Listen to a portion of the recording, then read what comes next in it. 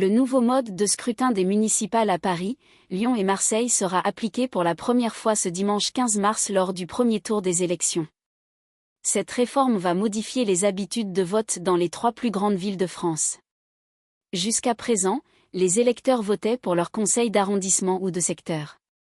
Les candidats placés en tête de liste siégeaient ensuite à la fois dans ces conseils et au conseil municipal.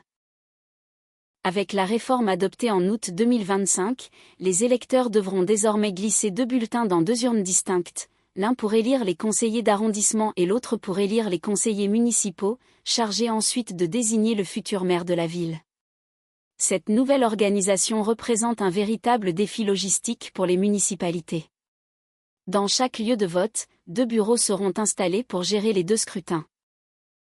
À Paris, cela implique un doublement des urnes, des bulletins, des isoloirs et du matériel électoral, ainsi que la mobilisation d'un grand nombre de présidents de bureaux, d'assesseurs et de bénévoles. Certains bureaux de vote ont aussi été déplacés vers des lieux plus spacieux comme des gymnases, collèges ou écoles. À Lyon, où 3 élections sont organisées simultanément, les électeurs recevront 3 enveloppes de couleurs différentes et suivront 3 parcours distincts avec 3 isoloirs et 3 urnes. Pour éviter toute confusion et limiter les votes nuls, des agents municipaux seront présents dans les bureaux de vote, accompagnés de panneaux explicatifs et de codes couleurs afin d'aider les électeurs à mieux comprendre ce nouveau système électoral.